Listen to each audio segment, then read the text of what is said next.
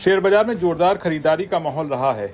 इस तेजी की स्क्रिप्ट बुधवार रात को अमेरिका के राष्ट्रपति डोनाल्ड ट्रंप ने लिखी थी। डोनाल्ड ट्रंप ने 75 देशों पर रेसिप्रोकल टैरिफ पर 90 दिनों के लिए रोक लगा दी है। इसी खबर से अमेरिकी बाजारों में बुधवार और वीरवार को जमकर खरीदारी हुई। इसी का असर भारतीय बाजारों पर देखने को मिला। बाजार ने चौथी तिमाही के टीसीएस के खराब नतीजों को भुला दिया और बाजार में चौतरफा खरीदारी का माहौल रहा। निफ्टी के सभी सेक्टोरियल इंडेक्स हरे निशान में बंद हुए। सेंसेक्स 1310 अंक यानी 0.25% की बढ़त के साथ 75,157 पर बंद हुआ।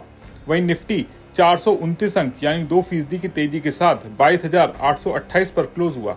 बैंक निफ्टी 762 अंक यानी 1.5% की बढ़त के साथ 51,002 पर क्लोज हुआ।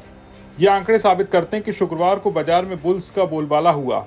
बुल्स के सामने बियर्स की एक ना चली और बियर्स चारों खाने चित हो गए। सबसे ज्यादा खरीदारी मेटल, फार्मा, कंज्यूमर ड्यूरेबल्स में देखने को मिली। फाइनेंशियल और बैंकिंग शेयरों में अच्छी बढ़त दिखी। कच्चे तेल की कीमतों में नरमी से ऑयल एंड गैस शेयरों में खरीदारी रही। बाजार को बढ़ाने में 5 बड़े कारण रहे।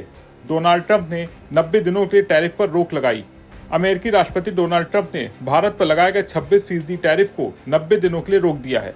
इसका मतलब है कि अगले 3 महीनों तक भारत के निर्यात पर अमेरिका में कोई अतिरिक्त टैक्स नहीं लगेगा। चाइना बेचो इंडिया खरीदो का माहौल। चीन पर टैरिफ बढ़ाने से विदेशी निवेशक अब भारत को ज्यादा सुरक्षित मान रहे हैं। आरबीआई ने 1/4% का रेट कट किया है। इसका मतलब है कि बैंक अब कर्ज सस्ता कर सकते हैं, जिससे लोन लेना आसान होगा और बाजार में नकदी बनी रहेगी। शॉर्ट कवरिंग का असर। बुधवार को बाजार में गिरावट थी और गुरुवार को अवकाश था। ऐसे में जिन लोगों ने शॉर्ट पोजीशन ली थी उन्होंने शुक्रवार को बाजार खुलते ही अपनी पोजीशन कवर की, जिससे एक साथ ज्यादा खरीदारी हुई और बाजार ऊपर चला गया। Q4 FY25 के अच्छे नतीजों की उम्मीद। आरबीआई की दरों में कटौती के बाद बैंकिंग सेक्टर से अच्छे नतीजों की उम्मीद है। निवेशकों को भरोसा है कि चौथी तिमाही में बैंक और दूसरे सेक्टर अच्छी कमाई दिखाएंगे। निफ्टी के 50 शेयरों में से 46 शेयर हरे निशान में बंद हुए, जबकि 3 शेयर लाल निशान और 1 शेयर बिना बदलाव के बंद हुआ। निफ्टी के सबसे ज्यादा बढ़ने वाले शेयरों में हिंडाल्को टॉप पर रहा। हिंडाल्को में 0.7%, टाटा स्टील और JSW स्टील और कोल इंडिया में 5% की बढ़त देखने को मिली। जियो फाइनेंशियल का शेयर 4% की बढ़त के साथ बंद हुआ। निफ्टी के गिरने वाले शेयरों में अपोलो हॉस्पिटल, एशियन पेंट्स और TCS शामिल रहे। इन सभी शेयरों में 1% से कम की गिरावट देखने को मिली। मिड कैप शेयरों में PI इंडस्ट्रीज टॉप पर रहा। PI इंडस्ट्रीज 9.5% की बढ़त के साथ बंद हुआ।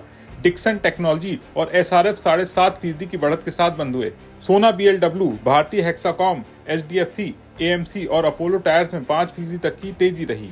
मिड कैप लूजर्स में IRB infra, Godrej prop, Phoenix mills, MRPL और IOB शामिल रहे। इन सभी शेयरों में 1 से 1.5% की गिरावट देखने को मिली।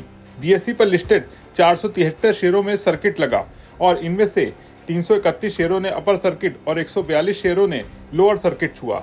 65 शेयरों ने 52 हफ्तों के उच्चतम स्तर को छुआ, जबकि 38 शेयर 52 हफ्तों के निचले स्तर पर रहे। ये दर्शाता कि बाजार में सिर्फ बड़े स्टॉक ही नहीं, छोटे और मिड साइज कंपनियां भी भागीदारी कर रही हैं। अब आगे क्या होगा? अगले हफ्ते बाजार में 3 दिन ही कारोबार होगा। सोमवार यानी 14 अप्रैल को अम्बेडकर जयंती और 18 अप्रैल को गुड फ्राइडे के चलते बाजार बंद रहेंगे। शुक्रवार को आए IIP के आंकड़ों का असर होगा। फरवरी में औद्योगिक उत्पादन 6 महीने के निचले स्तर पर पहुंच गया है।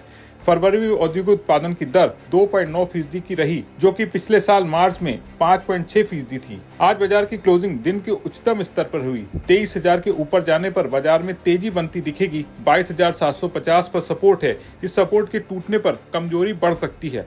RSI से भी पॉजिटिव डाइजेंस के संकेत मिल रहे हैं। निवेशकों को ट्रंप की टैरिफ नीति और चीन अमेरिका ट्रेड वॉर पर नजर बनाकर रखनी चाहिए। लंबी अवधि के निवेशकों को SIP जारी रखनी चाहिए। जल्दबाजी में घबराकर बिकवाली का फैसला लेने से बचना चाहिए।